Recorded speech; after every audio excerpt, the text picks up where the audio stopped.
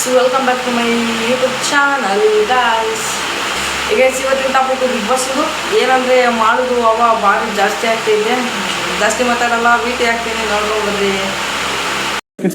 Relax ಮಾಡೋ ಬಿಡು, ಏನು ಬಿಡಪ್ಪ. ಇವಾಗಿನ ಸ್ವಲ್ಪ ಒಂದು ವರ್ಷ ದಿನ ಯಾರು ಜೊತೆ ಮಾತಾಡಲ್ಲ, ಬಿಟ್ಟು ಬಿಡ್ತಾರೆ. ಮಾತಾಡ್ಲಿ ಬಿಡು, ಮಾತಾಡಿ ಉತ್ತರ ಕೊಡುವಂಗ ಕೊಡ್ತಾನೆ. ಆದ್ ನನಗೆ ಗೊತ್ತಿಲ್ಲ.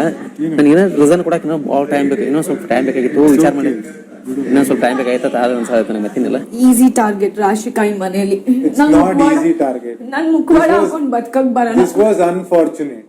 ಇದು ನನ್ ಮಾಡುವ ನನ್ನ ಹೆಸರು ತಗೊಂಡ್ರೆ ಅವ್ರಿಗೆ ಏನೋ ಎಫೆಕ್ಟ್ ಆಗಲ್ಲ. ಇಲ್ಲಿ ಗೇಮ್ ಅಲ್ಲಿ ನಾನ್ ಮಾತಾಡಿಲ್ಲ ಅಂದ್ರು ಅದು ಎಫೆಕ್ಟ್ ಆಗಲ್ಲ ಅವ್ರ ಗೇಮ್ ಅಲ್ಲಿ. ಅವ್ರಿಗೆ ಆಗತ್ತೆ ರಾಶಿ. ಆಚೆ ಕಡೆ ಜನ ನೋಡ್ತಿದಾರೆ ರಾಶಿ. ಈ ಮನೆ ನಾನು ಹೇಳ್ತೇನೆ, ಆಚೆ ಕಡೆ ನಾನು ಮಾತಾಡ್ತಾ ಇಲ್ಲ, ಓಕೆನಾ? ಅಂಡ್ ಅವ್ರು ಹೇಳಿದ್ರು ಗೊತ್ತಾ, ನನಗ್ ಒಂಥರ ನೋಡಿದ್ಯಾ ನೋಡಿದ್ರ ಹೆಂಗೆ ಅಂತ ಹಿಂಗಿದವರು ಹಿಂಗಾಗಿರುವಾಗ ಯಾವ ಥರ ಹೇಳಿದ್ರು.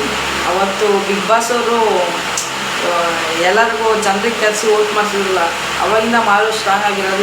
ಇವಾಗ ಒಬ್ಬರೇ ನಿಂತಿರೋ ಸ್ಪಂದನ ಇದ್ರು, ಬಟ್ ಹೋದ್ರು ಅಷ್ಟು ಕಷ್ಟ ಇರೋದು.